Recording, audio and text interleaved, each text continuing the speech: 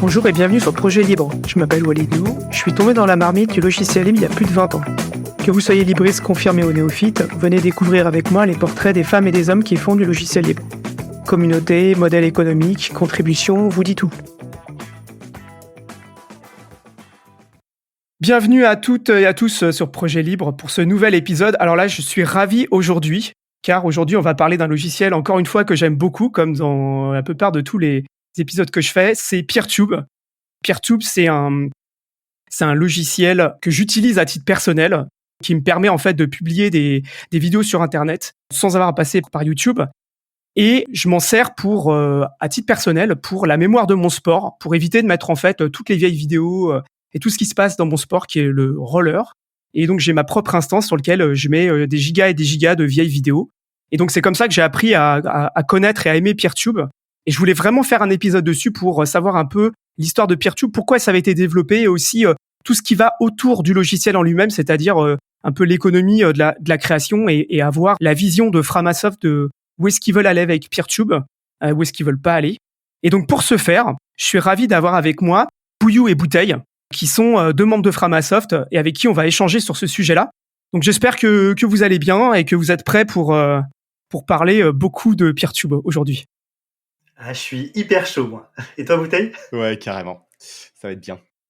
Avant que je vous passe la parole pour vous présenter, je voudrais que, s'il vous plaît, qu'on fasse une introduction assez rapide à Framasoft. Je pense qu'un jour, on fera un épisode complet sur Framasoft parce qu'il y en a pareil, il y a beaucoup à dire là-dessus. Mais là, je voudrais qu'aujourd'hui, on se concentre pas mal sur Peertube. Alors, est-ce que un de vous deux pourrait introduire ce qu'est Framasoft, s'il vous plaît ? Allez, je me lance. Du coup, Framasoft, c'est une association à but non lucratif, loi 1901, dont l'objectif, c'est l'éducation populaire aux enjeux du numérique et des communs culturels. C'est un bien grand mot. Mais derrière tout ça, en fait, l'idée, c'est d'essayer de trouver comment faciliter dans la vie d'un plus grand nombre de personnes à la fois l'usage de logiciels libres et de logiciels éthiques, parce que c'est pas parce que c'est libre que ça suffit à ce que ce soit complètement éthique. Donc voilà, et de faciliter une vie numérique saine, émancipée, autonome, etc. L'association compte 38 membres uniquement, dont 11 de ces membres sont des salariés, et j'en fais partie, alors que Bouteille est membre bénévole. On est financé quasi exclusivement par les dons. On a plus de 50 projets actifs. C'est une association qui a quasiment 20 ans, qui aura 20 ans l'année prochaine. Et selon le professeur Lalouche de l'Institut du Doigt Mouillé, donc c'est totalement une estimation approximative, nous pensons que nos actions bénéficient à plus d'1,4 million de personnes chaque mois. C'est très difficile à savoir parce que une des règles, c'est qu'on ne piste pas. Voilà. Et je pensais qu'il y avait plus de membres en fait dans Framasoft. Ça arrive souvent. Après, attention, il y a plein de personnes qui sont les bienvenues pour contribuer bénévolement à nos projets. Alors, si tant est qu'on arrive à accueillir la contribution, et ça demande toujours du temps, de l'énergie, du soin, donc c'est dans la limite de l'énergie humaine disponible. Mais c'est une toute petite association et c'est vraiment une des spécificités de Framasoft, l'idée de d'abord rassembler un petit groupe d'humains pour ce groupe d'humains qui est d'accord sur des valeurs et des façons de faire et un manifeste qui est sur notre site framasoft.org, se mettre d'accord pour faire avancer tous les projets que peut lancer l'association. Maintenant, je vais vous demander à tous les deux de vous présenter. Moi, du coup, c'est Bouteille. Je suis membre bénévole de Framasoft depuis 1 an et demi. Et je passe un peu mon temps à faire donc de l'éducation populaire ou de la pédagogie autour des enjeux du numérique. Je fais ça à la fois à l'échelle bénévole chez Framasoft. Je fais ça aussi un petit peu avec les Petits Débrouillards, une autre association dans laquelle je suis. Et à l'échelle professionnelle, j'ai monté une auto-entreprise pour accompagner des structures dans leur transition numérique éthique. Et du coup, les aider à sortir de Google, Microsoft, tout ça. T'as quoi comme passé J'ai appris à programmer quand j'étais ado parce que j'aimais bien les mangas et je voulais filer un coup de main sur l'administration d'un site de manga. Puis j'ai fini par posséder ce site de manga. J'ai vécu de la publicité, notamment celle de Google, qui était très lucrative à un moment, plus beaucoup très rapidement. Et en fait, je suis juste un éternel curieux qui s'est intéressé qui s'est intéressé à plein de sujets et c'est ce qui m'a mené progressivement vers le logiciel libre aussi. T'as rejoint Framasoft en tant que bénévole il y a longtemps ? Il y a 1 an et demi. D'accord. Et toi, Pouillou ? Je suis Pouillou, je suis salarié de l'association et actuellement co-directeur de l'association. Donc, L'idée, c'est vraiment de travailler un peu à la fois la stratégie, la communauté, et puis travailler aussi les prises de décision pour qu'elles se fassent au maximum en collectif, tout ça au sein de l'association. Ça, c'est mon métier. En fait, j'ai goûté au libre. Je suis pas venu au libre par le logiciel. Moi, à l'origine, j'ai une carrière artistique. J'ai été comédien. J'ai fait de la radio associative. J'ai même été youtubeur d'ailleurs, en étant salarié à Framasoft, en débutant. Voilà, mais j'ai été youtubeur.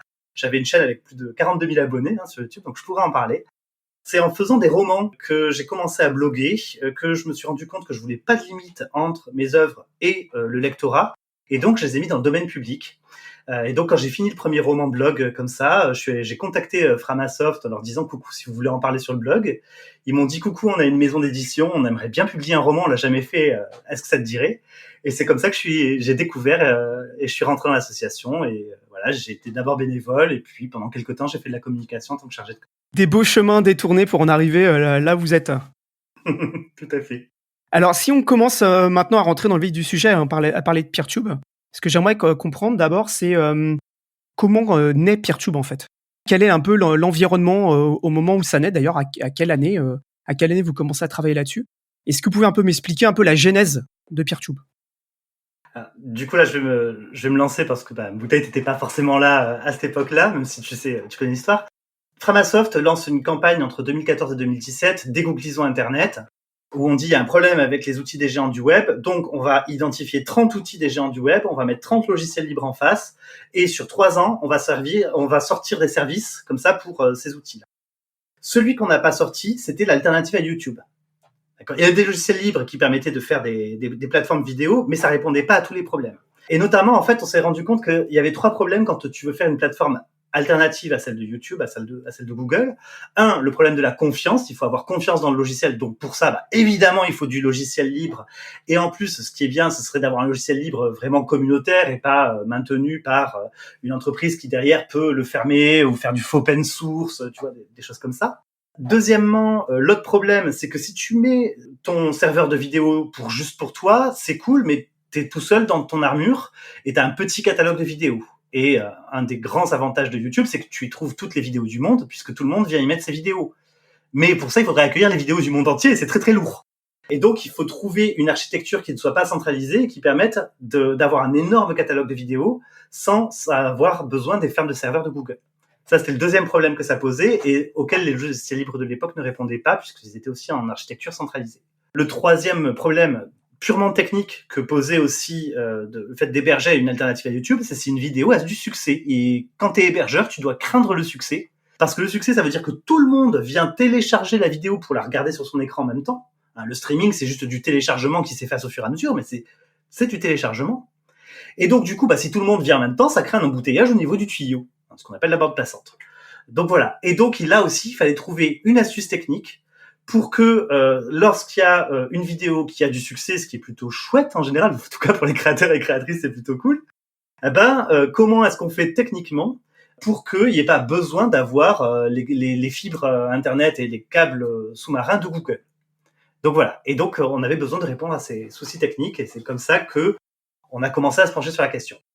Vous avez commencé à vous pencher sur la question, on était en quelle année là? On est en 2017, on est vers la dernière année de dégooglisons. On se rend compte qu'il y a des choses qu'on a fait en plus, qui n'étaient pas prévues dans le plan originel, des choses qu'on ne fera pas, typiquement le mail. À une époque, on pensait faire un Frama mail et on s'est dit, en fait, si on fait ça, il faudrait embaucher 3 admin 6 à plein temps, il faudrait ceci, il faudrait cela, enfin, c'est des moyens démesurés, on va pas se lancer. Et du coup, qu'est-ce qu'on fait de YouTube, quoi? Et je me rappelle le FOSDEM 2017, on est en Belgique, plusieurs membres de l'association, donc début février 2017, et on se dit mais comment est-ce qu'on peut résoudre ces problèmes-là, ces problèmes de devoir héberger les vidéos du monde entier, tout ça? On regarde les logiciels libres qui existaient à l'époque, t'avais Media Gobelin, Mediaspip, il y en a un troisième, Mediadrop, je crois, voilà. Ouais, merci. Et ça répondait pas parce qu'on était dans l'architecture centralisée, et je commence limite comme une blague à dire mais et Popcorn Time? Popcorn Time, c'est du logiciel libre et c'est un logiciel qui était utilisé pour que les fichiers de torrent de films piratés soient visibles un peu en mode streaming avec une interface à la Netflix. Donc c'était un truc totalement utilisé principalement pour du partage illégal de culture. Et je fais mais si Popcorn Time derrière on met des seedbox pour booster un peu les vidéos et qu'on fait une interface d'upload, on peut peut-être s'en servir pour que finalement les vidéos soient hébergées en tant que fichier torrent et sur la fédération torrent et éviter cette centralisation. Donc on réfléchissait à ça. On réfléchissait, mais on n'était pas sûr. On s'est dit, c'est pas grave, on n'y arrivera pas en 2017, on le mettra dans le prochain plan de 3 ans. Au cours de ces mois-là, il y a quelqu'un qui tombe sur un projet d'un jeune étudiant, dont le pseudo est Chocobuzz, et qui avait donc du coup ce projet de dire, tiens, mais moi en fait, je veux faire une plateforme de vidéo, mais fédérée comme Diaspora. Voilà. Et en plus que ce soit fédéré, donc du coup, plutôt que d'avoir une architecture centralisée et un géant, un serveur, ou une ferme de serveurs géante, t'as besoin juste d'un réseau de plein de petits serveurs. Donc ça, c'est génial, c'est le web, quoi, tu vois. En plus de ça, il dit, justement, pour le problème d'une vidéo qui a du succès, je veux qu'en plus du streaming, il y ait une diffusion des vidéos en pair à pair, ce qui permet qu'au moment où tout le monde veut regarder la vidéo, en fait, les gens peuvent s'échanger des bouts de fichiers entre eux, enfin, leurs ordinateurs peuvent s'échanger des bouts de fichiers entre eux, et du coup, c'est résilient. Et donc voilà, on est tombé sur ce projet étudiant, on était trop cool, quoi.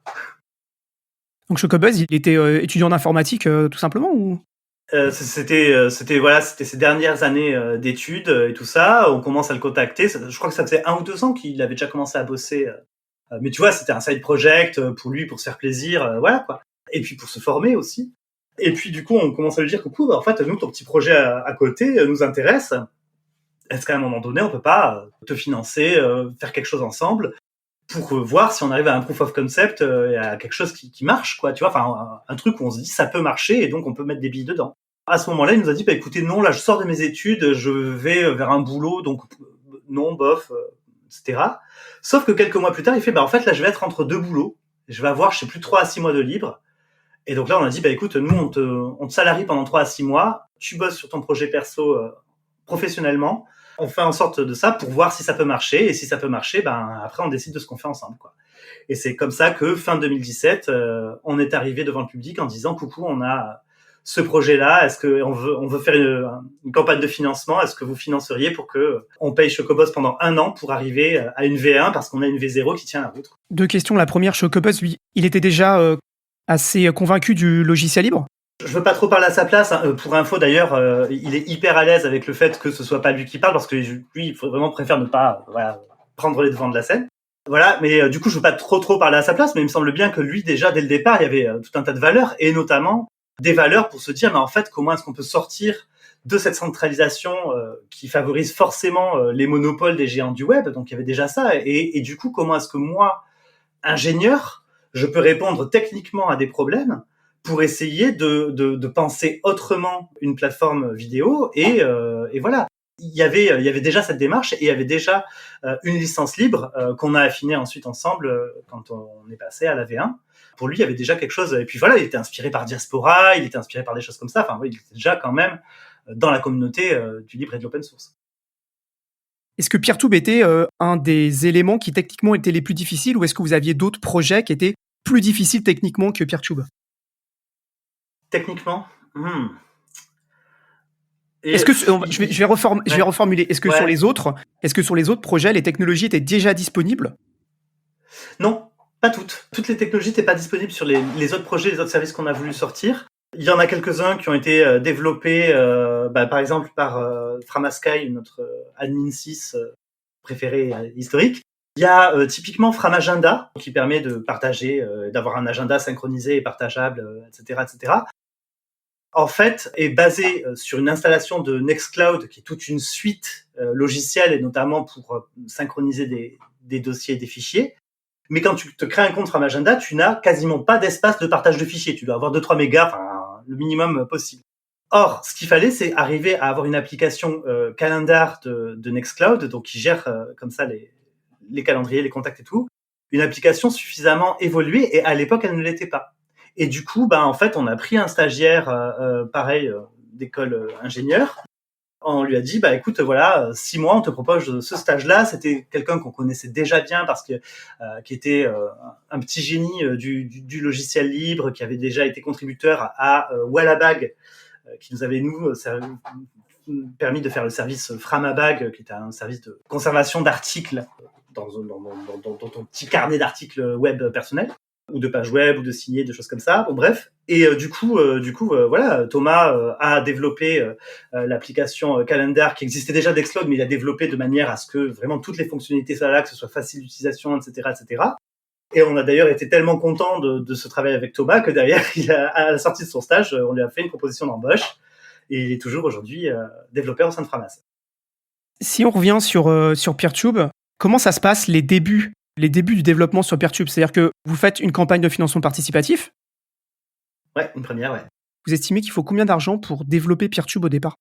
Pour nous, en fait, c'était un an de salaire, toute cotisation et charges comprises. Quand je parle de charges, je pense plutôt à des locaux, à un ordinateur, des choses comme ça.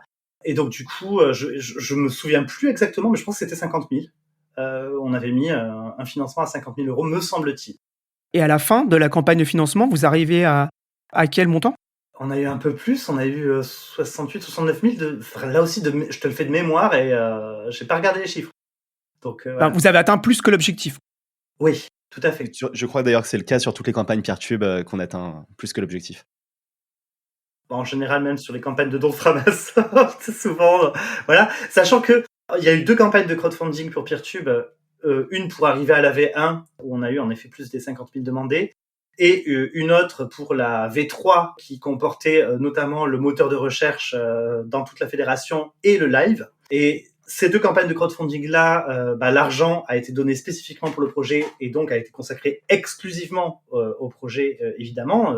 En comptabilité, on appelle ça un compte dédié. Mais à part cela, et on préfère aujourd'hui de toute façon dire que de toute façon tous les dons dédiés à Framasoft vont à l'ensemble des projets de Framasoft. Parce qu'on se rend compte que en fait, forcément, à un moment donné, ça s'équilibre. Et puis parce que, par exemple, on peut pas dire que, ne serait-ce que Chocoboz va travailler à 100% de son temps sur Peertube. Si je reprends justement cette époque de la V3 et du live, en fait, c'est en 2020, c'est en pleine pandémie. Et pendant la pandémie, du coup, notre service de visioconférence Framatalk voit en 15 jours son usage multiplié par 10 ou 100. Enfin, c'était un truc absolument phénoménal. Et donc là, Chocoboz a arrêté de coder le live dans Peertube et s'est mis à faire de l'administration système pour balancer la charge sur plusieurs serveurs pour que Framatalk tienne le coup et qu'on puisse fournir de la visio aux gens qui étaient confinés. Tu vois? Et donc, il y a des moments où il n'a pas bossé, enfin, parce que c'est normal, à Framasoft, on fait tous et toutes 50 000 trucs. La campagne de financement participatif se passe bien, donc la V1 est financée. Qu'est-ce qu'il y a au moment de la V1, quand vous avez fini la campagne de financement participatif, qu'est-ce que vous avez déjà comme première base en fait? On a une base qui fonctionnouille, tu vois. Mais par exemple, à ce moment-là, on n'était pas encore passé sur la base de données que nous on favorise à Framasoft par expérience, qui est ProgSQL. Je crois que c'était encore sous MongoDB à l'époque, lors du proof of concept. Au niveau fédération, je crois que c'était plutôt inspiré de Diaspora. Et au même moment où dans les premiers mois du développement de la V1, donc je parle de fin 2017 à fin 2018, il y a ActivityPub, donc qui est un protocole, un langage de fédération qui est accepté par le consortium mondial du web, le W3C. Et donc là, on se dit, en fait, non, il faut vraiment partir sur ActivityPub. Là, ça va être utilisé par tout le monde, cette machin. Donc du coup, il faut tout changer au niveau du protocole de fédération, de ce qu'on avait déjà dans le Proof of Concept. Donc voilà. Mais même, nous, ce qu'on voulait aussi, c'était ce qu'on n'avait pas dès le départ, c'était un lecteur vidéo qui marche dans les 2 cas de figure, qui était à la fois le streaming habituel du serveur vers la personne qui regarde et son ordinateur, et faire du pair à pair. L'idée étant de pouvoir faire de manière transparente et sans que ça se voit au niveau des gens, les 2, potentiellement. Voilà, ça marchait pas encore. Enfin, il nous fallait un lecteur vidéo qui marche, tu vois. Au départ, dans le proof of concept, il y avait quoi? Il y avait juste la lecture vidéo type streaming ou il y avait Il y avait déjà un peu du protocole de fédération, me semble-t-il, de Diaspora à l'époque. Il y avait du streaming. Enfin voilà, il y avait des pistes pour faire du peer-to-peer. Il y avait aussi des idées pour tout ce qui va être créer son compte, s'abonner entre instances, etc. Il y avait des premières idées de fédération, mais qui étaient plutôt calquées sur Diaspora, c'est-à-dire tout le monde est fédéré à tout le monde et personne ne choisit à qui il est fédéré. Ce sur quoi très très vite on a changé notre fusil d'épaule en disant non, il faut qu'il y ait une maîtrise vraiment des personnes qui servent une instance, qui hébergent une instance, qui l'administrent. Il faut que ces personnes-là puissent décider de ces personnes-là, je les suis, ces personnes-là, je les suis pas. Et du coup, ça change complètement l'architecture et les modes de fédération. Donc voilà. La V1, elle a pris combien de temps à développer? Une bonne dizaine de mois, entre 10 et 12 mois, ouais. Et à la fin de la V1, on avait toutes les promesses qui marchaient. Et en plus, ça je me rappelle qu'il avait rajouté, Choco, il a rajouté la capacité de faire de la redondance d'une instance vers une autre. C'est-à-dire que typiquement, si mon instance, j'ai un gros serveur avec pas mal de capacité, je peux dire, bah écoute, je vais soutenir ton instance ou ta chaîne ou ta vidéo. Et si à un moment donné, ton serveur il est un peu surchargé, bah ça va aller sur le mien. Et donc, la V1, elle sort. Quelles sont les premières réactions, et j'allais dire quel est un peu l'accueil public de la communauté libre autour de Peertube V1? Qu'est-ce qui se passe à ce moment-là? Est-ce qu'il y a de l'engouement? Oui. Ouais, non, il y a un vrai engouement. De toute façon, on a fait aussi, nous, à côté, un travail de dire on veut montrer les cas d'usage qu'on veut, etc. Donc, on est aussi allé voir des créateurs de contenu. Je me rappelle, on était déjà en contact avec DataGull, par exemple, des journalistes qui font des vidéos de vulgarisation et de visualisation de données. On était aussi en contact avec des conférenciers et conférencières gesticulants, donc les aider à mettre en place une instance et à s'autonomiser dessus. Donc on a voulu qu'il y ait des choses déjà qui sortent avec. Et ce qui était très intéressant, c'était que autant justement la communauté du libre et la communauté technique comprenaient la petite prouesse technique, et en tout cas le côté intelligent de la réponse technique à des problèmes politiques. Le problème politique, c'est une centralisation par les géants du web et un monopole. Et la réponse technique, c'est on va démocratiser les moyens de diffusion de la vidéo et faire en sorte que pour diffuser des vidéos et avoir les mêmes avantages que Google, t'aies pas besoin d'avoir les moyens de Google. Donc il y avait une vraie compréhension, et par contre, il y avait tout un travail à faire d'éviter d'avoir, notamment au niveau des médias un peu plus grand public, etc., la mode de l'époque qui était voici le nouveau YouTube killer. Voilà, et parce qu'à l'époque sortait tout le temps une start-up qui disait bonjour, j'ai le nouveau Facebook killer et inscrivez-vous à Hello, inscrivez-vous à machin, enfin, ou le Twitter killer, etc. C'était vraiment la mode médiatique à l'époque dans les médias traitant du numérique.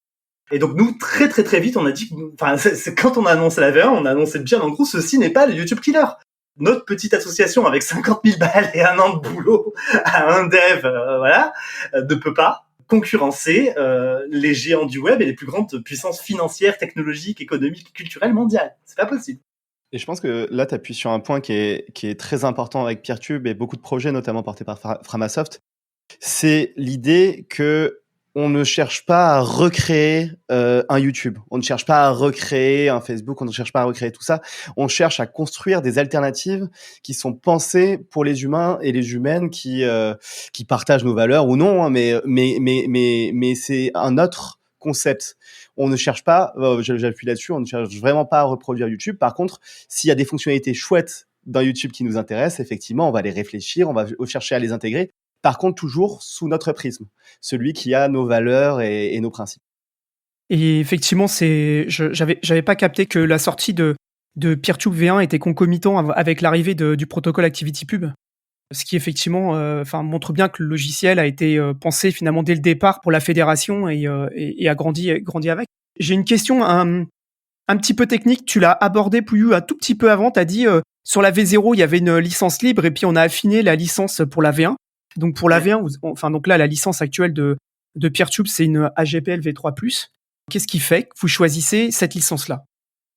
Donc, faut savoir que Choco, très vite, quand on lui a dit, écoute, nous, on veut pérenniser ton emploi au sein de Framasoft et le développement de Peertube, on veut le mener le plus loin qu'on pourra et que ça intéressera le monde, quoi, tu vois. Et tout ça, il nous a dit, ok, mais du coup, moi, je veux qu'on soit clair maintenant. Le projet Peertube appartient à Framasoft et non pas uniquement à Chocoboss.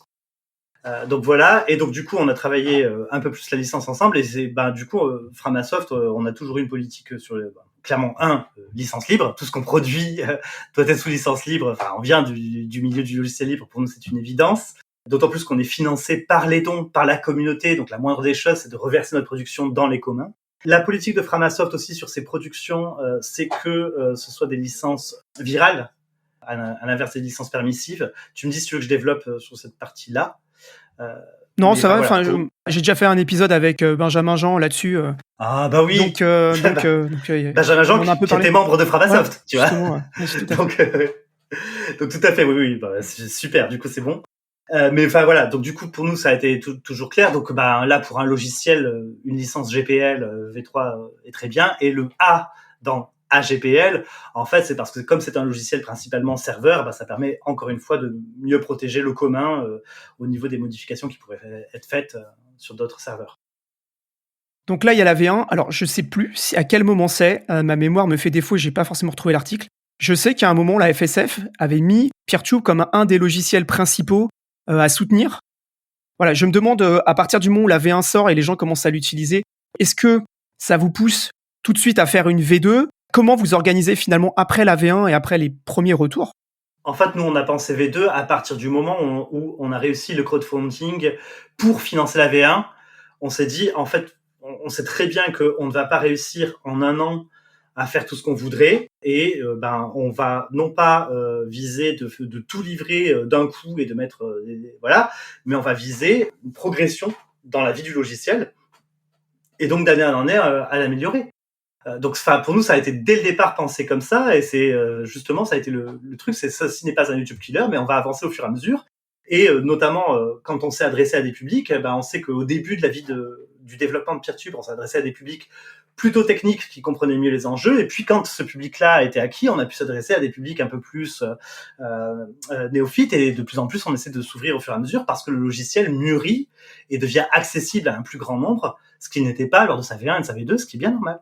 Donc ça c'était pensé dès le départ. Et au niveau de l'accueil, au niveau du libre, il est plutôt chaleureux. En effet, la FSF, je me rappelle que même à l'époque, Richard Stallman lui-même est intervenu sur le Git pour nous donner des indications sur comment bien implémenter la licence de manière avec un protocole rigoureux. La FSF nous a demandé à Framasoft de leur offrir un hébergement d'une chaîne Peertube qu'on a fait sur notre instance Framatube. C'est une des rares exceptions parce que d'habitude on n'héberge pas de monde exprès. Mais bon, voilà, on leur a, voilà, c'était un FSF quoi. On a fait une exception. Mais en même temps aussi, évidemment, il y avait des critiques qui sont en plus, somme toute légitimes et tout ça. Des critiques, par exemple, sur l'utilisation de JavaScript. En plus, JavaScript sous forme de TypeScript qui a été conçu par Microsoft. Et JavaScript n'est pas forcément très très apprécié par toutes les personnes qui aiment le libre. On a essayé de travailler un peu sur la question de LibreScript, c'est ça, la version JavaScript libre par la FSF. Et les échanges qu'on a eus, alors qui sont un peu en off, voilà, mais qui sont pas non plus un grand secret, c'est qu'on s'est rendu compte en fait que LibreScript a été écrit à une époque où la manière dont c'est fait n'est plus la mieux adaptée maintenant. Et ce qu'il faudrait, ce serait modifier la manière dont on peut reconnaître du code JavaScript libre et respectueux. Voilà. Donc, il faudrait une évolution peut-être de LibreScript. En tout cas, pour nous, ce serait beaucoup trop contraignant de faire en sorte que le code de JavaScript de Peertube soit compatible avec LibreScript. C'est juste au niveau travail, c'est juste indécent. Donc voilà. Mais voilà, des critiques, des choses comme ça, comme dans la vie du libre, quoi.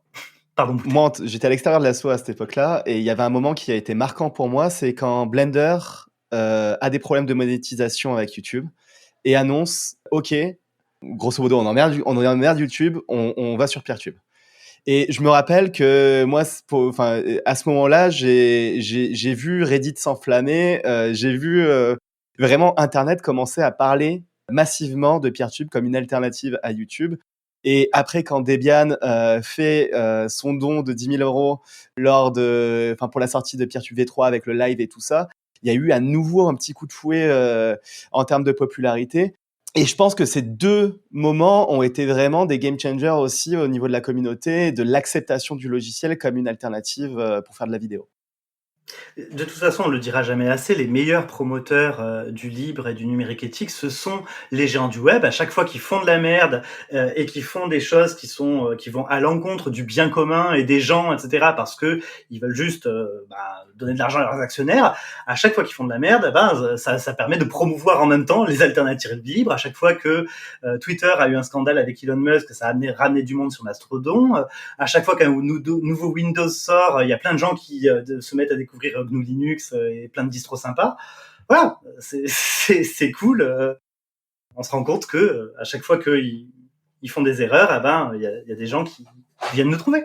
Ça m'évoque vraiment la dimension du pas de côté. Enfin, je suis assez partisan du fait d'essayer de construire des alternatives et un environnement numérique alternatif qui fait que au moment où ça demandera, ou au moment où les gens auront envie de faire l'effort de faire ce petit pas de côté vers chez nous, ben ce pas de côté soit le plus simple possible, le moins énergivore possible. Et c'est ce qui s'est passé dans les exemples que tu as cités, Pouillou, quand Elon Musk rachète Twitter, fait de la merde, etc. Bon, des millions de personnes arrivent sur Mastodon. Quand Blender a des problèmes avec YouTube, bam, on parle de Peertube et on commence à financer Peertube. Voilà, je pense que c'est un de nos enjeux en tant que communauté du libre, en tout cas, pas d'attaquer frontalement les géants du web parce que on n'a pas l'énergie, tout simplement, on n'a pas les moyens, mais vraiment de chercher à construire des alternatives qui donnent envie pour que le grand public, en fait, à un moment, puisse simplement venir nous trouver parce que on a construit des portes faciles, parce que ça demande le moins d'énergie possible. Et si je peux me permettre de rebondir, ce qui est génial là-dedans, c'est que tu te rends compte qu'en fait, les géants du web sont aussi enfermés dans leur modèle économique, politique, dans leur choix de société. Donc leur modèle économique, c'est l'économie de l'attention. Leur modèle politique s'appelle le capitalisme de surveillance. Voilà. Et du coup, avec l'objectif d'avoir une captologie, donc de capter un maximum d'attention pour capter des données, pour les revendre. En fait, ils sont enfermés dans ça. Et du coup, nous, on a tout un espace de liberté que eux ne peuvent pas s'offrir parce que on n'a pas les mêmes contraintes. On n'a pas les mêmes objectifs. Eux, leur objectif, c'est de capter l'attention. Et un truc tout bête, depuis très très longtemps sur YouTube, tu peux partager une vidéo en démarrant à 3 minutes 10. Et si tu regardes, ça te donne le fichier, l'adresse web, l'URL de la vidéo avec t égale, alors c'est pas 3 minutes 10, c'est un nombre de secondes, mais voilà quoi.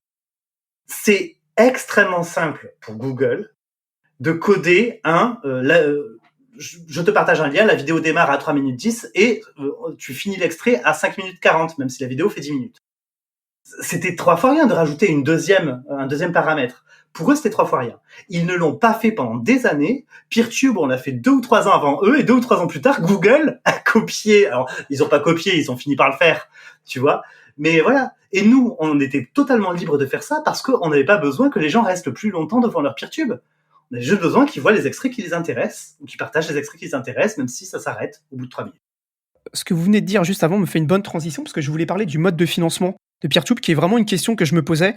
Donc on a parlé de financement participatif, là on a parlé de dons de Debian par exemple. Je voulais savoir un peu quels sont les différents moyens que vous avez pour financer Peertube. Framasoft, alors ça dépend des années, mais est financé entre 90 et 98% par des dons. Dans ces dons, il faut quand même distinguer 2 types de dons, des dons de fondation, enfin des gros dons entre guillemets. Parfois d'entreprise, c'est plus rare, mais il y en a eu quelques-unes. Et les dons de particuliers, mais qui restent quand même, c'est les 3/4 de notre budget, c'est les dons de les gens. Voilà. Donc ça, c'est en général pour les activités de Framasoft. Concernant Peertube, Peertube, c'est principalement ça, parfois spécifiquement donc pour la V1 en 2017-2018 et pour la V3 qui est sortie fin 2020. Ça a été des crowdfunding, donc un financement spécifique avec un objectif spécifique, etc. Sauf que pour les crowdfunding, faut avoir quelque chose, faut aussi susciter l'engouement auprès du grand public. Donc dire, on veut montrer que c'est possible et offrir une V1, c'était quelque chose. Pour la V3, ça a été, on veut vous offrir la recherche à travers toute la fédération et le live. Et on va pas faire juste du YouTube, on va faire du Twitch aussi. Tu vois. Donc là, ça, c'était assez énorme. Il y a eu ce premier modèle économique du don et du crowdfunding. Une très très faible partie, mais notamment en 2022 particulièrement, on a eu quelques prestations. Ça a été des prestations en développement pour des développements spécifiques. Typiquement, on a eu le ministère de l'Éducation nationale qui, pour intégrer Peertube à sa plateforme apps.education.fr, qui est un ensemble d'outils libres mis à disposition de l'ensemble des profs et des élèves de l'Éducation nationale, ils avaient besoin de pouvoir se connecter à son compte via des protocoles spécifiques, LDAP, SAMV, bon bref, pas machin. On a développé le plugin qu'ils nous ont financé. On a eu aussi un média Allround, donc c'est un média des arts de la scène hébergé par le Emerson College, l'université Emerson à Boston, Allround qui avait besoin sur Peertube de différentes choses et qui nous ont financé différentes fonctionnalités que nous, on avait envie de faire en plus, donc ça tombait bien. Donc voilà, mais ça, c'est quand même plutôt rare et c'est une très faible partie du financement alors, de Framasoft en général et de Peertube en particulier. Et sinon, en 2021, là, pour la V6 qu'on vient de sortir en 2023 et si tout va bien, mais logiquement c'est bon, pour la V7 de 2024, sur Peertube, on a touché des bourses de NLNet. Donc NLNet qui fait partie d'un collectif plus grand qui s'appelle Next Generation Internet, qui finance donc des projets pour un meilleur Internet et qui finance ces projets en redistribuant en fait des fonds européens, mais en les redistribuant sur différents petits projets, en vérifiant l'avancement de ces projets. Donc voilà, on a une très très bonne relation avec NLNet et là ça fait 2 ans qu'ils financent en gros les 2/3 aux 3/4 du projet Peertube. Sur ce sujet de NLNet et Next Generation Internet, je conseille à tous les auditrices et auditeurs d'écouter l'interview que j'ai faite de Benjamin Jean, dans lequel on parle justement de financement européen. Et c'était justement une de mes questions de savoir est-ce que vous bénéficiez de financement européen. Donc voilà, tu viens de répondre à la question. Dans Next Generation Internet, ce que Benjamin explique, c'est qu'en fait, c'est des financements qui sont beaucoup plus simples à obtenir, avec beaucoup moins de quotas administratifs que ce qu'on pouvait avoir avant avec les financements européens. Et donc, ça avait justement pour but de bénéficier à des projets typiquement comme Peertube, quoi. C'est ça, à Framasoft, on n'a pas l'énergie, les savoir-faire, les connaissances de monter un dossier de subvention européenne. C'est un boulot de dingue, c'est un mi-temps sur 1 an, etc. Mais même, tu vois, il y a des projets de l'écosystème Peertube, je pense notamment à l'application Live Chat, donc qui permet d'avoir un chat pendant les directs sur Peertube. C'est une application externe qui est développée par un développeur externe qui s'appelle John Livingston, qu'on embrasse d'ailleurs. Nous, on l'a soutenu plusieurs fois, on soutenu même financièrement, et puis évidemment, on travaille en collaboration avec lui parce qu'on trouve son travail hyper important.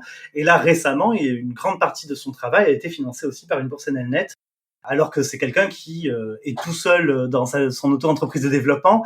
Il n'aurait jamais la possibilité de monter un dossier de subvention européenne, c'est pas possible. Donc, en plus de Chocobuzz, est-ce que déjà, chez Framasoft, de manière générale, il y a d'autres personnes qui touchent et qui travaillent sur Peertube? Est-ce qu'il y a une communauté qui s'est créée autour de Peertube, de développeurs ou de gens qui contribuent, qui, en fait, travaillent sur l'outil? Alors, pour la partie Framasoft, bon, déjà, moi, ça fait quelques années que je me consacre à être product owner de Peertube, c'est-à-dire vraiment à travailler en accord avec Chocobuzz sur une stratégie, sur les roadmaps, sur des choses comme ça. Mais en fait, on est nombreuses et nombreux au sein de l'association et même au sein de l'équipe salariée. Enfin voilà, il y en a qui vont faire des articles blog, de la communication, des poètes, des choses comme ça. Il y en a qui vont travailler sur les stratégies, sur des choses comme ça.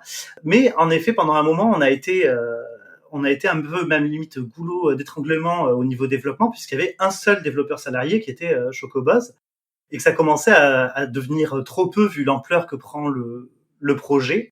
Sauf que à Framasoft, on a fait un choix assez radical de limiter au maximum notre croissance, parce que notre objectif c'est pas de redevenir un géant, et parce que nous on sait qu'on fonctionne bien tant qu'on garde une taille humaine, une chaleur humaine dans l'équipe salariée, dans l'équipe des membres, de l'ensemble des membres de l'association, dans tout ça. Donc voilà, créer un nouveau poste au sein de Framasoft, c'était vraiment un enjeu très fort, ça nous a demandé beaucoup de travail, beaucoup de réflexion, beaucoup de choses comme ça.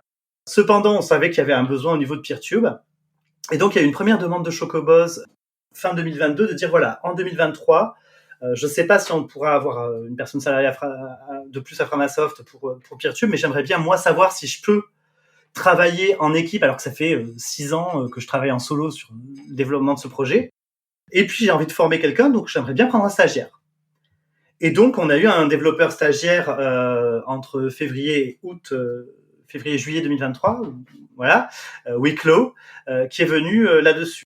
Donc, quand il est arrivé, en plus, moi, j'ai dit les yeux dans les yeux à Wicklow, attention, on va parler de la possibilité d'ouvrir un poste de développement sur Peertube à Framasoft, savoir est-ce qu'on y va ou pas. Je te regarde droit dans les yeux. Là, tu es au début de ton stage. Ce poste ne sera pas pour toi.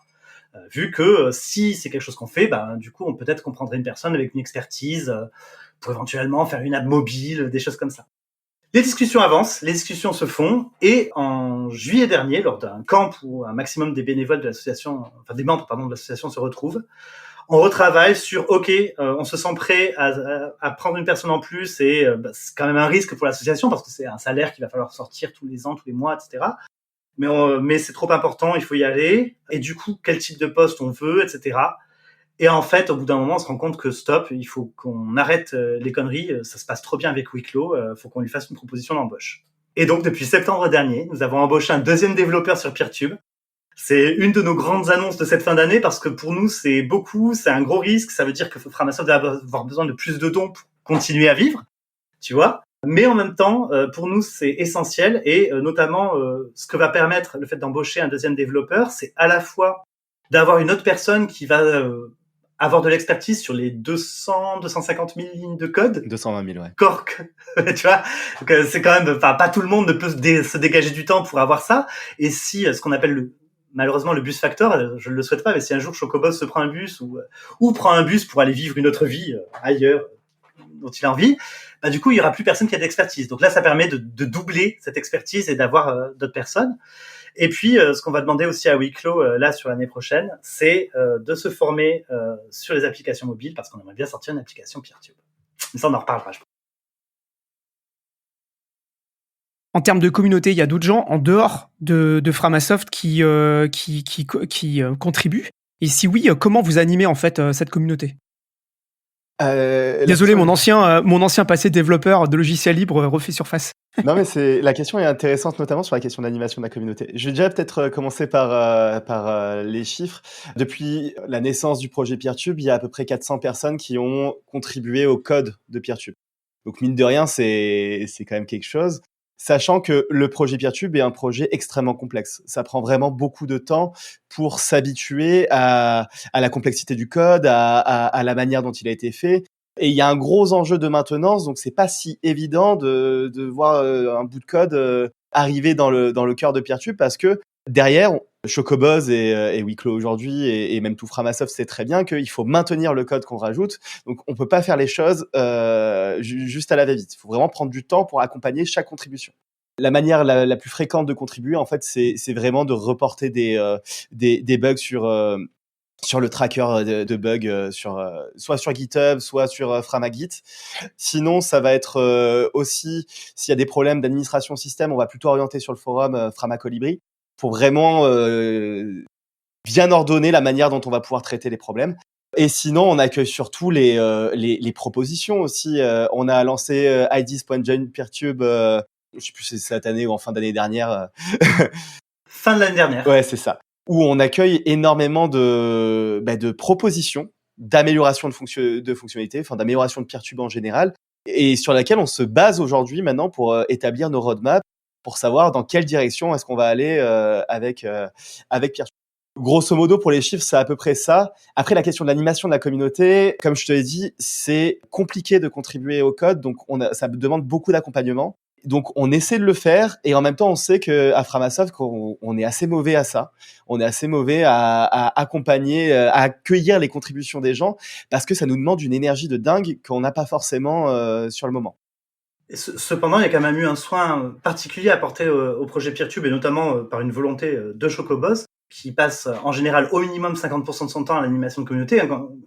Quand on dit 400 contributions au code, ça veut dire faire tous les tests, réviser, intégrer le code, etc. Donc, voilà, et c'est quelque chose qu'il a fait et qu'il continue de faire. Les issues, discuter chacune des issues et tout ça. Donc, les issues, donc c'est les retours sur le dépôt du code. Voilà, il y a eu quand même plus de 4500 issues qui ont été fermées et il y en a 450 encore en discussion. Mais tout ça veut dire qu'il y a quand même un gros investissement de temps salarié justement pour essayer d'accueillir les contributions. Mais c'est vrai que finalement, les contributions en code les plus faciles et donc les plus nombreuses vont être plutôt sur tout ce qui est le système de plugins. Et donc, dès qu'il y a besoin d'ouvrir l'API pour que un petit bout de logiciel tiers, un plugin, puisse communiquer avec le code de Peertube, ça on le fait vraiment facilement. Et tu vois, aujourd'hui, il y a plus de 130 plugins disponibles pour Peertube, plus de 40 thèmes aussi pour changer le code physiquement. Et ça, c'est des contributions qui sont extrêmement précieuses. Les traductions aussi le sont. Le travail de mainteneur, c'est long, quoi. C'est vraiment long. C'est clairement long et très chronophage. Et c'est aussi, j'allais appuyer sur le fait que là, ce qu'on décrit, c'est aussi une partie, au final, de la manière d'accueillir les contributions, de notre manière d'animer tout ça. Parce qu'au final, dans l'équipe, il y a pas mal de personnes qui font aussi une veille active de tout ce qui se passe autour de Peertube.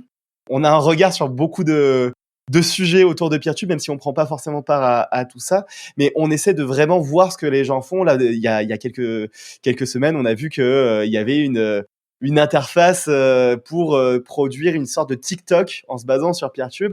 On a vu ça, on a vu que la communauté agit là-dessus. On a vu aussi que un développeur est en train de construire une application mobile pour Peertube. On est rentré en discussion avec pour se renseigner un peu quelles sont les ambitions et tout ça. Donc il y a vraiment, même si c'est pas forcément toujours visible, la volonté en tout cas de se lier à la communauté et de marcher main dans la main avec la communauté qui va aider à contribuer à l'écosystème de Peertube. Et enfin, il y a toujours l'effort de communication sur Reddit, sur Mastodon, etc. Sur Lemmy aussi, autour du projet. C'est d'ailleurs pour ça qu'on s'est rendu compte quand je parlais de goulot d'étranglement, c'est-à-dire que vu le temps passé par Choco sur le travail de maintenance d'animation de communauté, ça réduisait mécaniquement son temps de capacité de développement. Et donc le fait d'avoir une nouvelle personne dans le développement du projet, c'est aussi pour partager ce travail de maintenance qui est nécessaire et qui est beau, et avoir plus de temps pour développer des nouvelles fonctionnalités. Sujet suivant que je voulais aborder, c'était le fait divers. On voit bien que Peertube est, on va dire, concomitant à l'arrivée du fait divers, finalement. J'ai pas encore fait d'épisode dessus. Il y a un épisode assez sympa dans je sais plus quel numéro de podcast de Libre à vous, je le mettrai, où justement il parle de ça. Je crois que ça a été en plus il y a pas très longtemps repartagé. Est-ce que vous pourriez juste en 2-3 mots dire pour les gens qui connaissent pas ce que c'est que le fait divers avant qu'on explique un petit peu quelle est la place justement de Peertube dans ce fait divers? Tu t'y colles ou j'y m'y mets? C'est pas facile, hein. C'est la colle, ça. On le fait assez quotidiennement.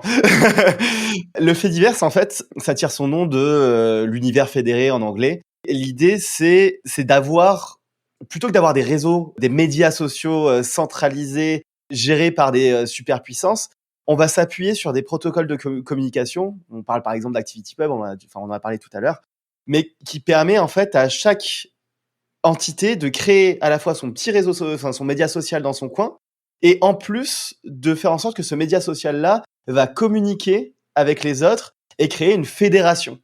Ce qui est génial, c'est qu'on pourrait se dire, ok, c'est super, ça marche un peu comme le mail, et du coup, on peut s'échanger des mails de mon Gmail à mon proto de mail, etc., etc.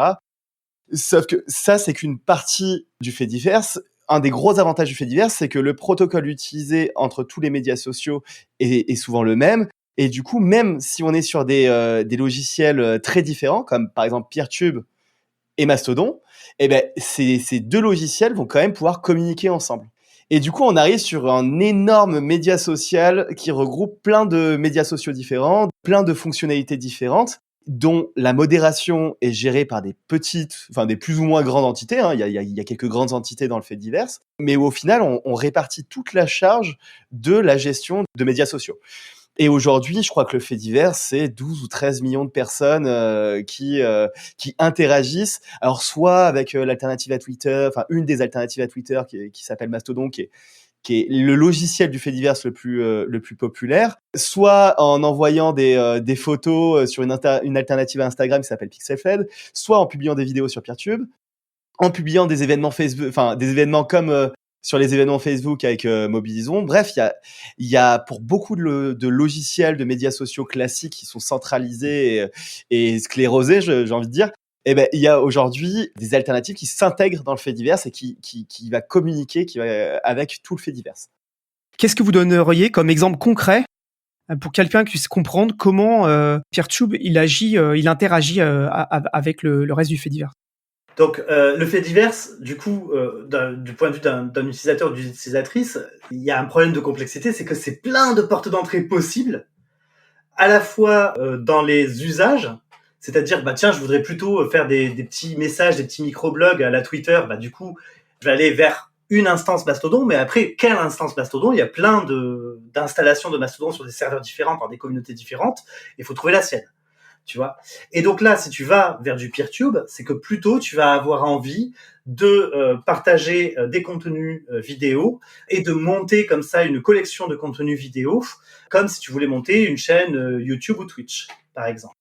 Et l'avantage, c'est que par exemple, quand tu publies une vidéo sur ta chaîne Peertube, Eh ben, du côté de Mastodon, donc de l'équivalent Twitter, on va dire, du côté de Mastodon, cette vidéo va apparaître comme un tweet, comme un poète, on dit dans Mastodon. Et donc, le titre de ta vidéo va être le message, peut-être aussi un petit bout de la description de la vidéo. En dessous, va y avoir la vidéo comme un média embarqué, comme quand tu publies une vidéo, voilà. Et ce qui est intéressant, c'est que du coup, le Peertube a créé un poète sur Mastodon. Mais si toi, sur Mastodon, avec ton compte Mastodon, tu mets un favori à ce poète-là, ça va créer un +1 sur la vidéo Peertube. Si tu réponds au poète de la vidéo, ça va créer un commentaire. Si je réponds à ton commentaire, ça va créer une discussion imbriquée dans les commentaires de la vidéo. Tu vois, c'est un petit peu comme si tu pouvais répondre à une vidéo YouTube avec ton compte Twitter. Aujourd'hui, on n'imagine pas que c'est possible. Et là, comme tout le monde a fait le choix de parler le même langage, ça n'est pas la tour de Babel. On s'entend, personne n'est enfermé dans son coin, on peut discuter.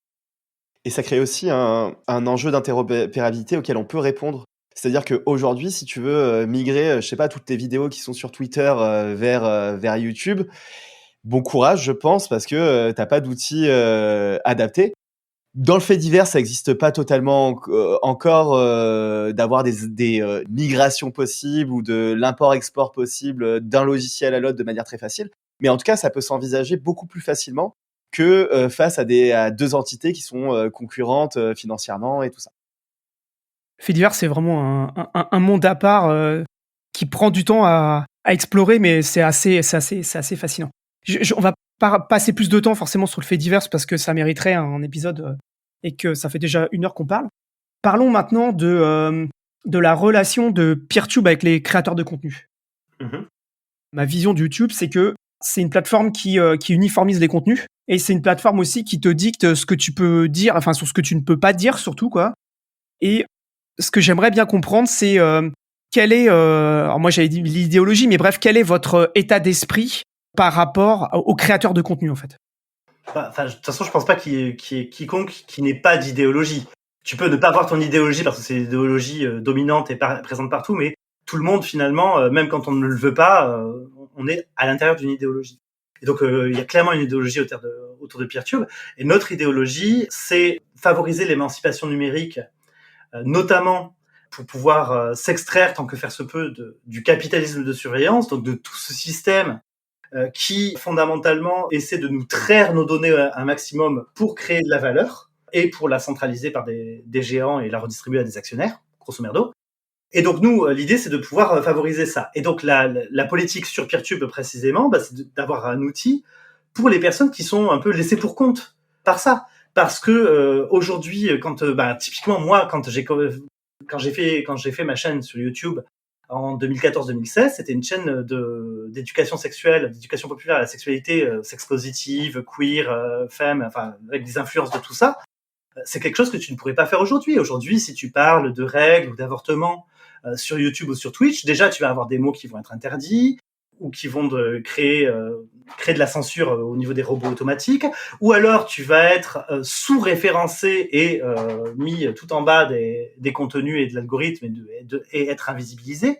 Enfin voilà. Et donc nous, on se dit, mais en fait, finalement, il y a plein de personnes pour qui ce modèle-là, qui est normal, c'est le boulot de Google, c'est de vendre de la pub. Donc, leur objectif, c'est de faire des trucs qui permettent de vendre de la pub. Et le sujet de l'avortement, le sujet des personnes queer, etc. C'est pas vendeur. Il y a des moments, c'est pas vendeur. Donc, du coup, ça ne leur intéresse pas dans leur modèle économique. Et du coup, on s'est dit, il y a des gens qui veulent juste partager des contenus. Il y a des profs qui veulent partager des contenus pédagogiques. Il y a des artistes qui veulent partager simplement leur création auprès du plus grand public. Il y a des gens dont l'objectif n'est pas justement de récolter de l'argent ou de la gloire, mais de présenter leur travail ou de présenter des techniques. Enfin, des magasins de tricot qui ont juste besoin de montrer comment est-ce que tu fais tel ou tel point en vidéo pour pouvoir derrière vendre des laines et des aiguilles. Tu vois. Donc voilà. Et donc toutes ces personnes-là sont laissées pour compte par les YouTube, par les Twitch, par les machins. Et donc nous, c'est plutôt à elles et à eux qu'on s'adresse en premier. Et attention, quand je parle de ça, cela n'inclut pas des rejetés de ces plateformes des géants du web qui se sont fait virer parce qu'ils ont des contenus criminels, qui se sont fait virer parce qu'ils ont des contenus qui mettent en danger la vie d'autrui ou des contenus qui promeuvent l'intolérance. Et là, je vais être hyper clair, Framasoft croit très clairement et très très clair dans sa position qu'il y a des limites à la liberté d'expression et que ces limites sont définies par le paradoxe de la tolérance. Un peu philosophique, mais pour résumer en gros le paradoxe de la tolérance, c'est que si la liberté tolère même les paroles et les expressions intolérantes, alors on peut finir à ce que l'intolérance détruit la liberté et la liberté d'expression. Donc pour protéger même la liberté d'expression, il ne faut pas accepter l'expression de l'intolérance. Mais attention, cette idéologie-là, ça c'est la nôtre, il faut voir comment ça se concrétise au niveau de nos actions sur Peertube. Et pour moi, ça se concrétise dans deux manières de faire. C'est que à la fois, dans nos choix de développement, quand on nous demande plutôt de faire des outils de pistage des comportements ou des algorithmes qui vont manipuler les gens à regarder plus de vidéos, ça va pas être prioritaire pour nous par rapport à des outils de modération, des outils d'accessibilité, des outils qui vont permettre au plus grand nombre d'être autonomes et de s'emparer de Peertube. Voilà. Et puis, on n'a pas juste un rôle de développeur et d'éditeur de logiciels, on a aussi un rôle éditorial parce que, par exemple, on maintient un moteur de recherche des contenus sur Peertube avec un index. Et donc là, c'est à nous de choisir ce qu'on met ou pas dans cet index. Et si t'es pas d'accord, tu prends le code de notre moteur de recherche et la manière de faire l'index, tout est libre, tu peux le faire de ton côté. Et avoir ta politique à toi. Mais nous, on va appliquer notre politique. Et quand on nous dit coucou, dans votre index, il y a des contenus fachos, on dit, nous, c'est pas, c'est intolérant, paradoxe de la tolérance, on vire ça de notre index. Cependant, si je reprends l'exemple des fachos, ça reste du logiciel libre. La première liberté, c'est d'utiliser le logiciel. Si les fachos veulent utiliser Peertube, ils le peuvent. Voilà. Nous, notre rôle, ça va être de donner à la communauté les moyens de se protéger d'eux. Et notamment, c'est ce qui est arrivé avec Peertube. Il y a même eu une étude hyper intéressante par un institut allemand qui montre que les contenus d'extrême droite et les contenus aussi fake news et conspirationnistes, etc., utilisent Peertube, mais finalement sont dans leur bulle de fédération et été ostracisés par le reste de la fédération qui s'est coupé d'eux qui ne veulent pas promouvoir leur contenu, en fait. Voilà. Et donc, c'est une manière de dire, voilà, vous êtes libre d'utiliser le logiciel, mais pourtant, nous n'avons pas pour devoir de nous mettre à genoux pour vous servir de plateforme et de porte. Il y a pas très longtemps, par exemple, j'ai interviewé Nick qui fait la chaîne de Linux Experiment. Pendant l'interview, il parlait de son modèle économique, des revenus avec Patreon, avec YouTube, avec les sponsors, etc. Ça serait compliqué pour lui sur Peertube d'avoir un modèle qui lui permette potentiellement de vivre. En fait, la question que je me pose, c'est si moi je voulais être créateur de contenu en faisant des vidéos et que je voulais essayer d'en vivre et que j'essayais de poster mes vidéos sur YouTube, quel serait pour vous un bon modèle en fait ? Est-ce que le modèle, ça serait de passer par des alternatives, par des financements type Open Collective ou Patreon, ce genre de trucs ? Alors, moi, je veux bien prendre un premier début de réponse pour que toi, Boutet, tu répondes vraiment à cette question, mais je vais d'abord prendre une tangente, si tu le permets. C'est que j'ai été YouTuber. Pour te donner un peu mes chiffres, sur 2 ans, 2014-2016, 42 000 abonnés, une cinquantaine de vidéos, 2 millions de vues. J'ai activé la pub Google sur mes vidéos parce que je voulais pas être sous-référencé et que je savais comment fonctionnait Google. J'ai touché, sur 2 ans et 2 millions de vues, entre 250 et 300 $. Je le sais parce que cet argent était sale pour moi, je l'ai redistribué en préservatif gratuit. Donc voilà. À l'époque même où moi je commençais YouTube, la fable des tu touches 1 euro par 1 millier de vues grâce à la pub ne marchait plus. Et il faut bien se rendre compte que ça fait plus de 10 ans que la pub ne finance plus les créateurs de contenu, les publicités qu'on regarde, ne financent plus ça. Et ça, c'est Google qui nous a mis ça dans la tête parce que ils ont été très malins. Ils ont sorti un outil de diffusion de vidéos, ça c'est un outil technique, et ils l'ont associé à un outil marketing de diffusion de publicité et de captation de l'attention. Or, ça n'est pas obligé de mêler les deux. Et nous, à Framasoft, on s'est dit, la monétisation des contenus, le financement de la création, etc., c'est un énorme problème. Nous, on va se concentrer sur ce qu'on sait faire, l'outil technique. On fait cet outil technique. Derrière, le reste, ça va pas être notre rôle, même si c'est plutôt cool qu'il y ait des possibilités de financer, quoi. Voilà. Mais juste pour vraiment rentrer ça dans le crâne, aujourd'hui, les pubs sur YouTube, sur Twitch, etc., rémunèrent avant tout les actionnaires de Google et d'Amazon. Voilà. C'est des dividendes. Quand vous regardez des pubs, vous offrez des dividendes aux actionnaires. Parfois, il y a quelques miettes qui sont offertes comme ça, maigrement, à la plèbe des créateurs de contenu, mais c'est purement de l'argent du mépris. Et pas autre chose.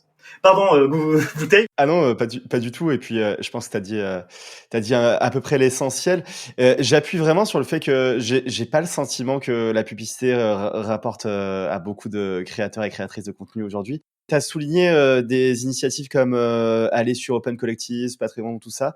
J'ai le sentiment que c'est plus au final, les créateurs et créatrices de contenu s'autogèrent au final au niveau des financements. Pour beaucoup, vont aller sur des plateformes qui sont décorrélées au final de YouTube ou Twitch pour demander des dons, pour demander du financement régulier, etc. Aujourd'hui, j'ai pas l'impression, à part sur Twitch, qui a vraiment intégré effectivement cette question de l'abonnement. Enfin, je crois que YouTube l'a fait aussi, mais l'a intégré. Par contre, Twitch prend, je crois que c'est 70% de la commission de base. Et il faut avoir reçu je ne sais pas combien de milliers d'abonnements pendant je ne sais pas combien de mois pour demander la moitié des gains. Donc, on voit que les créateurs et créatrices de contenu, au final, qui s'en sortent le mieux, sont souvent, si ce n'est quelques exceptions, évidemment, il y a des géants et des géantes, mais vont plutôt s'orienter vers des plateformes qui ne sont pas liées à la plateforme vidéo. Et donc, est-ce que ça nous intéresse, nous, de nous prendre la tête avec la question de la monétisation, alors que vraiment, c'est extrêmement compliqué comme sujet. Comme l'a dit Pouillou, pas forcément. On va se concentrer sur ce sur quoi on est bon, c'est-à-dire faire un logiciel qui aide les gens à s'émanciper. Donc finalement, le vrai problème pour le créateur qui voudrait aller sur une instance PeerTube, c'est de se faire connaître. Tout à fait. Et du coup, c'est pour ça aussi que nous, on est beaucoup plus à vouloir travailler sur des questions à la fois de les aider à avoir des statistiques intéressantes pour pouvoir derrière en faire ce qu'elles veulent, parce que c'est parfois avec des statistiques que tu vas soit trouver des sponsors, soit montrer à ta communauté qu'il y a un intérêt sur ce que tu fais, des choses comme ça. Ça va être aussi trouver, et là c'est un des enjeux futurs de PeerTube et d'autres projets qu'on a dans l'écosystème de PeerTube, de trouver comment mettre en valeur les contenus de qualité, donc la curation de contenu. Il y a déjà des instances qui font un travail de curation de contenu qui est important, et donc comment mettre en valeur et promouvoir ça. Voilà, nous on va essayer d'initier quelques petites choses pour donner des idées et en espérant qu'elles soient reprises et reproduites. Mais après, on a aussi été en contact, par exemple dans le milieu du libre aussi, il y a les Espagnols de Goteo qui font une plateforme de crowdfunding. Je crois qu'à un moment donné, elles se sont intéressées à trouver comment faire des ponts entre PeerTube et Goteo pour faciliter l'utilisation. Nous, on est hyper ouverts à des modèles comme ça, vertueux de financement en commun, de financement des communs, etc. Encore une fois, tant que ça ne capte pas la vie numérique des gens contre leur consentement, tant qu'il n'y a pas trop des dark patterns, de manipulation de l'attention et tout ça, nous, on est toujours prêts à accueillir des initiatives tierces. Voilà. Et de quoi qu'il arrive, dès le départ, je crois que c'était même depuis la V1, il y a toujours la possibilité pour les créateurs et créatrices de vidéos d'avoir un bouton soutenir. Et si tu cliques sur ce bouton soutenir, le champ est libre. C'est-à-dire que les personnes qui téléversent le contenu peuvent aussi bien mettre un lien, je sais pas, vers leur PayPal ou leur leur Patreon, ou dire si vous voulez soutenir mes vidéos, envoyez une gentille carte postale à ma grand-mère, ça lui fera plaisir. Voilà, tu mets ce que tu veux derrière ça. Alors c'est insuffisant, il faudrait faciliter tout ça, etc. Mais ça a été quand même pensé dès le début. J'ai vu il y a pas très longtemps que, par exemple, la Commission européenne avait une instance PeerTube. Est-ce qu'il y a des instances un peu visibles et connues? Ouais, non, c'est parce qu'après on peut aussi donner des instances plus de contenu vidéo et tout ça. Enfin, ça va être hyper compliqué parce que tu veux toujours citer tout le monde et tu peux jamais penser à tout le monde en même temps. Donc au niveau institutionnel, typiquement en effet, donc la Commission européenne.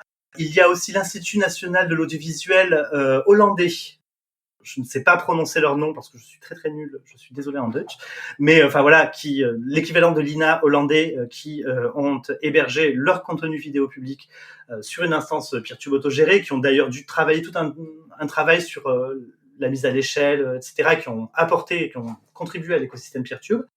L'éducation nationale, j'en parlais via leur plateforme apps.education.fr. On est aussi en pourparlers avec d'autres institutions qui sont en train d'envisager ces choses-là, mais je veux pas non plus. Enfin voilà, c'est des projets. Je veux pas dévoiler des choses à leur place, mais on a régulièrement des institutions qui font ça.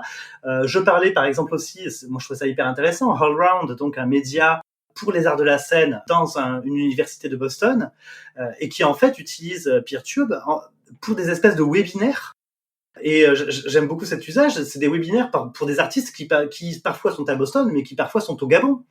Et qui parfois sont en Russie. Et donc, comment faire en sorte que tout le monde puisse voir les vidéos à un moment donné, un de leurs besoins, c'était est-ce qu'on va pouvoir avoir des vidéos en 140p, donc en très très très très faible résolution, pour les très très très très faibles bandes passantes, parce que voilà, il y a des connexions, notamment sur le continent africain, qui sont complexes.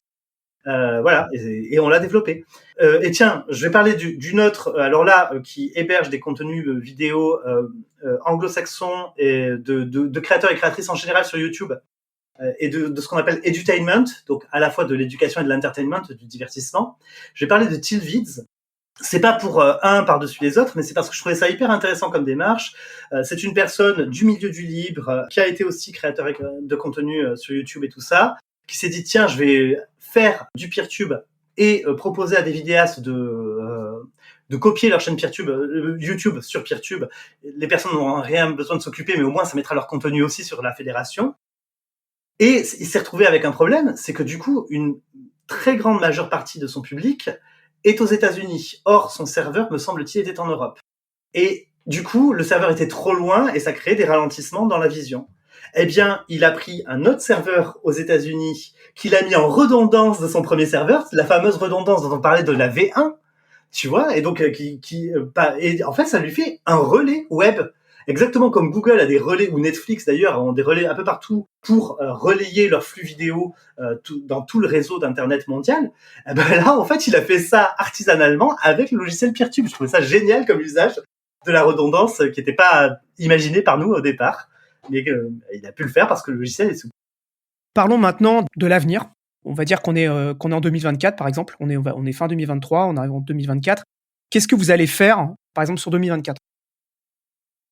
Je dis juste là ce qu'on vient de sortir, tu vois, avec la V6 qui là vient juste de sortir, quand même. Donc bon, déjà il y a eu le remote transcoding qui a été là aussi, tu vois, financé par NLNet, et c'était bien parce que c'était un truc pas du tout sexy, mais alors au niveau technique c'est assez révolutionnaire. C'est le fait de dire qu'aujourd'hui, même si c'était un tout petit ordinateur pour ton serveur PeerTube, eh ben, les tâches les plus difficiles qui vont être demandées à ton processeur, qui vont être les tâches de transformation de la vidéo pour qu'elle soit correcte à streamer, eh ben, ces tâches-là, tu peux les mettre sur un autre ordinateur plus puissant.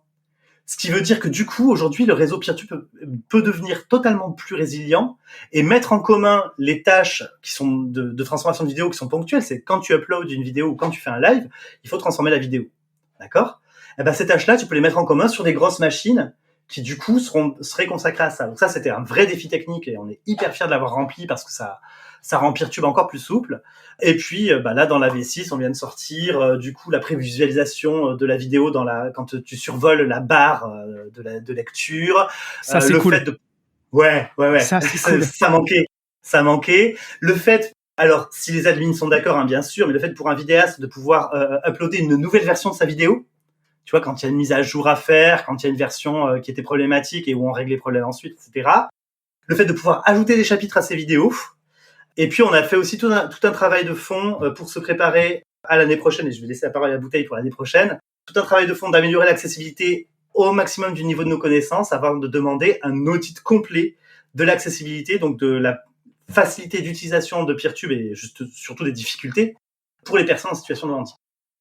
Et ben du coup, je vais parler de l'année prochaine et en appuyant du coup sur cet audit d'accessibilité. Donc là, le travail qui vient d'être fait, c'est vraiment un travail préparatoire pour que en 2024, on puisse vraiment avoir un audit de qualité et sur la question de est-ce que PeerTube est suffisamment accessible du coup pour les personnes en situation de handicap ou autre. Hein. Voilà, c'est un gros projet. On est vraiment content parce que du coup, on arrive à avoir du financement pour ça, ce qui est encore une fois une fonctionnalité qui est pas sexy pour la plupart des personnes valides, mais qui pour nous nous tient énormément à cœur et qui a demandé pas mal de boulot déjà cette année.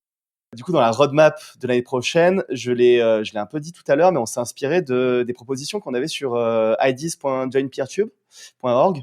Donc n'importe qui peut venir faire des propositions et nous vraiment on pioche à chaque fois qu'on se réunit pour faire la roadmap, on pioche dedans. Et du coup, dans les fonctionnalités qu'on a prévues, il y a l'import et l'export de comptes pour pouvoir exporter son compte PeerTube. Alors attention, on parle pas de migration, hein, c'est pas ça va pas être automatique dans un premier temps, on y va par étapes, mais c'est vraiment voilà, je clique sur un bouton, ça m'exporte un fichier ou un fichier zip ou je ne sais quoi. Et derrière, sur une autre instance, on va pouvoir importer le compte. Il ne faut pas s'attendre pour l'instant à de l'automagie. C'est une première étape. Mais c'est déjà un pas en avant. C'est une fonctionnalité sur laquelle on réfléchit qu'on aimerait implémenter depuis longtemps et on réfléchit beaucoup dessus Alors attention, ça c'est un point technique très compliqué de par les technos qu'on utilise, mais on a envie de séparer les flux audio et vidéo et de pouvoir accepter des fichiers audio uniquement. Donc que les podcasts soient plus facilement aussi hébergés sur Peertube. Mais on a vraiment un point d'attention là-dessus. Ça, c'est dans nos envies. On travaille là-dessus, mais on ne sait pas à quel point ce sera faisable techniquement l'année prochaine pour le jour d'aujourd'hui. C'est d'ailleurs pour ça qu'il y a une grande cassure là dans la version qu'on vient de sortir, c'est qu'on va arrêter de supporter WebRTC, c'est bien ça? WebTorrent. Non, WebTorrent, voilà. WebTorrent. WebRTC, c'est toujours utilisé, oui, bien sûr, pardon. WebTorrent dans le partage des vidéos en pair à pair et se concentrer plutôt sur la partie HLS. Là, encore une fois, c'est technique, mais parce que en abandonnant WebTorrent, ça va notamment permettre, donc HLS qui était nécessaire notamment pour le live, ce que WebTorrent ne permettait pas déjà, et là en plus, du coup, ça va nous permettre de séparer par exemple les flux audio et vidéo. Séparer les flux audio et vidéo, c'est une première étape qui, dans l'avenir, pourrait permettre d'avoir par exemple plusieurs vidéos avec le même flux audio ou plusieurs langages. Ça qui peut intéresser par exemple des gens comme la Commission européenne pour une même vidéo. Dans les dernières fonctionnalités qu'on a prévues pour le moment, hein, sachant que tout est vivant, il y a une volonté d'améliorer le panel d'outils de modération, notamment la modération des commentaires, pour rendre ça beaucoup plus facile, accessible pour les administrateurs, administratrices, pour les créateurs et créatrices de contenu. Voilà, il y a un gros travail là-dessus. 2 derniers points, une réflexion autour de la catégorisation not safe for work ou safe for work. On va travailler avec la coopérative des internets avec laquelle on a déjà travaillé cette question de comment mieux catégoriser les contenus et notamment les contenus sensibles. Donc voilà, c'est un travail qu'on aimerait effectuer. Et enfin, un des objectifs du coup de Wiklo, notre salarié depuis septembre, c'est de commencer le travail sur une application mobile officielle de Peertube. Application Android et iOS dans un premier temps. On aimerait bien faire aussi du Google TV. L'objectif, c'est de choisir des technos, en tout cas, qui nous permettent une assez grande adaptabilité sur du long terme au niveau des plateformes sur lesquelles on pourrait adapter cette application. Donc voilà, ça fait une roadmap assez conséquente avec pas mal de... Je me permets un dernier point, Bouteille aussi, il y a aussi tout un travail toujours avec la coopérative des internets, donc qui est un prestataire en design avec lequel on travaille super bien, et voilà, dans un travail d'un remodelage complet de l'interface de Peertube, qui voilà commence à avoir son temps. On voit bien il y a des endroits de problème, tout simplement parce qu'il y a aussi des fonctionnalités qui se sont rajoutées. Et donc là, typiquement aujourd'hui, quand on est créateur de contenu, la gestion de ces vidéos, c'est complexe parce qu'il y a plein de possibilités. Donc là, en fait, retravailler tout ça avec d'abord et avant tout une enquête de design, une enquête des usages et partir des usages des gens pour remodeler l'interface. Et ça, je pense que déjà, pour nous, c'est un travail très important. Ça va améliorer l'attractivité, mais en plus, ça va être hyper visible dès que tu changes, voilà, l'interface, les menus, les couleurs, les machins, les capacités de personnalisation. Voilà, ça se voit. 2 questions, je vais les poser ensemble, sinon je vais oublier la deuxième, c'est sûr. La première, c'est si vous séparez les flux audio et vidéo, est-ce que ça veut dire que demain on pourrait avoir de la retranscription ou ce genre de choses? Qui est clairement pour moi un vrai sujet. Et je pose la deuxième tout de suite avant que j'oublie. Vous parliez de faire une application mobile. Pourquoi pas se baser sur des applications type NewPipe qui peuvent permettre déjà de récupérer des flux de Peertube, par exemple? Pour la première, flux audio et vidéo, en fait, la question de la transcription est indépendante du fait de pouvoir séparer les flux audio et vidéo. Donc voilà, mais en tout cas, la question de la transcription nous est demandée notamment par des institutionnels. Et là, c'est un projet d'un des partenaires de l'écosystème Peertube de mettre ça en place, et on est en train de travailler avec eux pour que ce soit une contribution qu'elles apportent et que nous, on les accompagne au maximum pour intégrer cette contribution. Mais c'est clairement un besoin que nous aussi on a repéré. Et justement, le remote transcoding, donc l'outil de pouvoir déporter une tâche complexe en CPU sur un ordinateur distant, pourrait aussi servir à ça. Et parce que là aussi, le fait de transcrire l'audio en texte et de créer un transcript ou des sous-titres, etc., c'est une tâche qui va demander beaucoup de travail au CPU du serveur. Et donc, c'est une tâche qu'on pourrait aussi proposer à la fois dans le corps de Peertube, mais aussi en tâche distante. Donc, on essaie de travailler ça. Donc voilà, mais ça va pas forcément être nous qui allons le faire. On va juste contribuer. Voilà. Sur la question de la transcription, il faut savoir qu'il existe déjà en tout cas un plugin de transcription qui a été développé par des tiers, qui peut être intégré à Peertube. Et de ce que j'en ai vu, ça marche plutôt correctement déjà. Donc voilà, il faut savoir qu'il y a déjà une option en tout cas possible. Et au niveau de l'application, en fait, donc une des problématiques, c'est que c'est de trouver Peertube sur les stores, sur les usages mobiles, etc. Et autant NewPipe font un boulot vraiment formidable, autant pour l'instant ça va remplir les besoins que vont faire la première version de notre application, c'est-à-dire les besoins juste de consommation de vidéos. Mais d'ores et déjà, si on veut se connecter à son instance, ce qu'on aimerait déjà mettre dans la première version de l'application, se connecter à son instance, avoir ses playlists, avoir ses abonnements, avoir ses notifications, etc. Déjà, ça c'est difficile à trouver sur des applications tierces et on va pas forcément le demander à NewPipe, tu vois. Et derrière, ce qu'on aime, c'est qu'au départ, cette application sera vraiment consacrée à la consommation entre guillemets de contenu vidéo, donc c'est vraiment pour les spectateurs et spectatrices, mais qui peuvent aussi faire leur playlist, gérer leurs abonnements, etc. Et ce qu'on aimerait, c'est que par la suite, cette application puisse aussi servir éventuellement aux créateurs et créatrices de vidéos, éventuellement même pour faire un live en direct, et pourquoi pas aux modérateurs, modératrices d'instances, aux administrateurs, administratrices d'instances, etc. Donc voilà, et ça, c'est quelque chose qu'on ne peut clairement pas demander comme évolution à des applications tierces. Donc voilà, on va essayer de s'y coller et puis on va voir si ça prend, mais on voit vraiment que les usages mobiles sont essentiels aujourd'hui. On arrive sur la fin. Pour conclure, je voudrais vous poser 2 questions. La première, c'est qu'est-ce que vous diriez à un créateur de contenu qui est sur YouTube pour lui parler de Peertube? Du coup, moi, comme je l'ai été, déjà, je veux que tu te détendes, créateuriste de contenu. Je veux que tu te détendes. C'est totalement possible que tu te sois tellement habitué à YouTube, que tu aies tellement pensé ton travail en fonction de YouTube, parce que c'est très, très, très prenant, que du coup, Peertube ne réponde pas du tout à tes besoins et à ton cas d'usage. C'est OK, ce n'est pas grave. Tu n'es pas une mauvaise personne si tu continues d'utiliser YouTube. On se détend, tout va bien. Ça, c'est la première chose. Par contre, il faut aussi prendre conscience que tu es hébergé par Google ou par Amazon. Et donc, tu es hébergé, tu es chez eux, littéralement. Et on est vraiment, alors sans infantilisation, mais on est vraiment dans le cas de Tanguy, qui reste chez maman Google et papa Amazon, tu vois. C'est-à-dire que à la fois, il y a quelque chose d'hyper confortable, tu as toujours de la bouffe dans le frigo, tu t'occupes pas forcément du ménage, enfin voilà. Mais en même temps, tu dois ranger ta chambre, tu choisis pas ce que tu vas regarder le soir à la télé, tu peux pas te faire un délire porno le jour où t'en as envie, ou parler de règles à table, tu vois. Enfin voilà, t'es pas chez toi, quoi. Tu vois. Et c'est ça qui est compliqué. Et donc, le fait, à un moment donné, de prendre son autonomie, donc d'utiliser, par exemple, un outil d'autonomisation et d'émancipation tel que Peertube, ça va être à la fois très libérateur, c'est une magnifique aventure, parce que vraiment, tu peux créer un lien beaucoup plus direct et beaucoup plus libre entre toi et la communauté qui suit tes contenus et la communauté qui crée des contenus similaires aux tiens et avec qui t'as envie de t'associer. Et en même temps, c'est extrêmement plus de travail, d'investissement, de choses comme ça.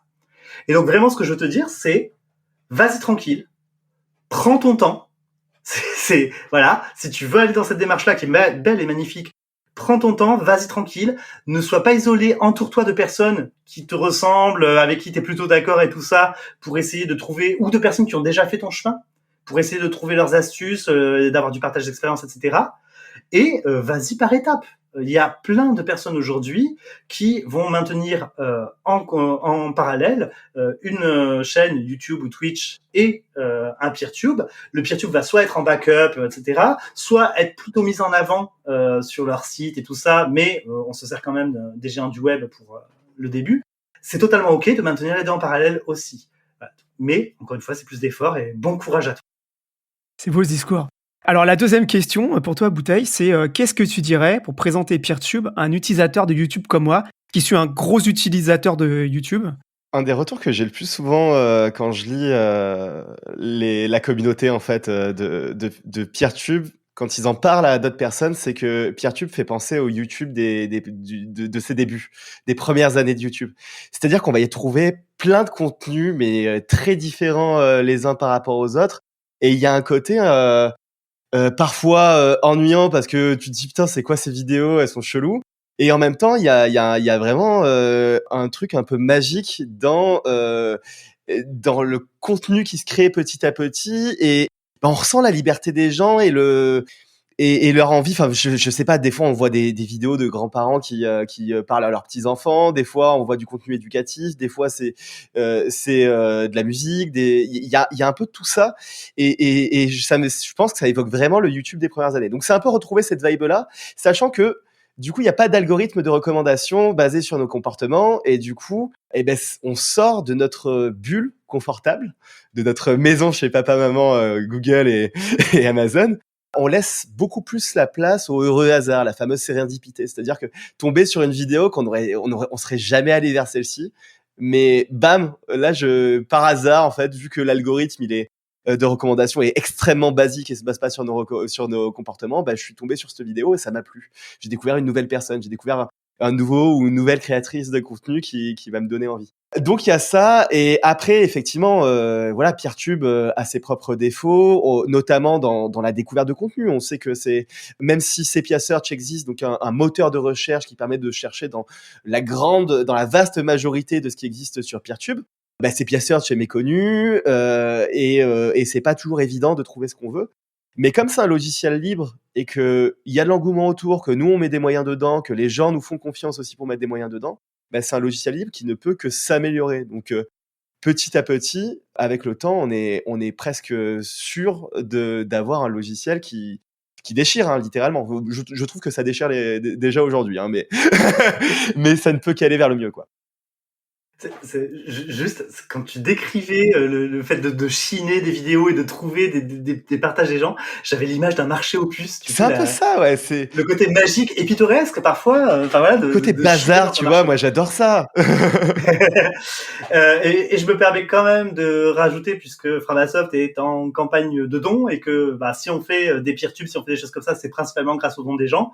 Que pour les personnes qui le peuvent et à qui ça plaît ce qu'on fait, que ce soit Peertube ou le reste, n'hésitez pas à nous soutenir, éventuellement par un don. C'est sur soutenir.framasoft.org que ça se passe. Voilà. Si je l'avais pas dit, je m'en voudrais. Pour finir, je dirais que moi, ça me rappelle un peu les communautés du Web 1, tout ça.